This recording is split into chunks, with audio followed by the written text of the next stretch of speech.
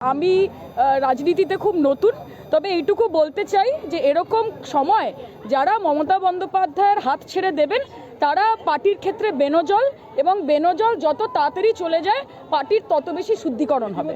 হ্যাঁ, তো খারাপ সময় যদি তোমার বাড়ির লোক পড়ে তোমার বিরুদ্ধে তারাও মুখ খুলতে শুরু করবে প্রবীর, এটা নতুন কিছু না।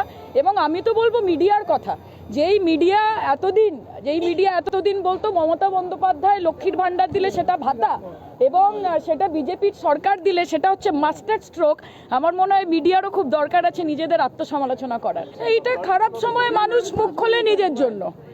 এতদিন যদি দলের বিরুদ্ধে কোনো ক্ষোভ থাকতো, পার্টিতে সবসময় স্পেস ছিল কথা বলার, কিন্তু পার্টিতে তারা সেটা বলেনি। এখন নিজেদের গা বাঁচানোর জন্য, পিঠ বাঁচানোর জন্য যারা বলছেন তারা তো আমার সাথে কাউন্টিং এজেন্ট হিসেবে, কাউন্টিং অবজারভার হিসেবে ছিলেন।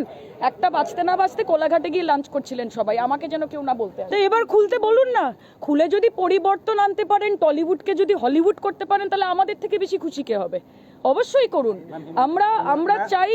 আমরা চাই যে প্রগতি হোক। আজকে গোটা রাস্তায় আমরা জানি না আপনারা অ্যাকনোলেজ করবেন কিনা, সকাল হোক, দুপুর হোক, রাত হোক, মধ্যরাত হোক, যে এরকম ভাবে একটা শুনশান কলকাতা আমরা দেখছি, এটা তো একটা বিষয়। আপনারা আমাকে বলতে হবে না, নিজেরা দেখুন মানুষ খুশি কিনা।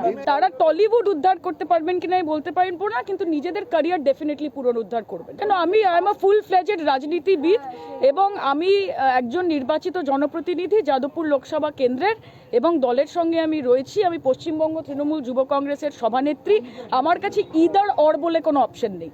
আমি অভিনয় করাকালীন রাজনীতি করেছি, রাজনীতি করাকালীন অভিনয় করেছি। আমার যখন যেটা ইচ্ছে আমি সেটা করব, সেটা বিজেপি বা বিজেপির মিডিয়া ঠিক করে দেবে।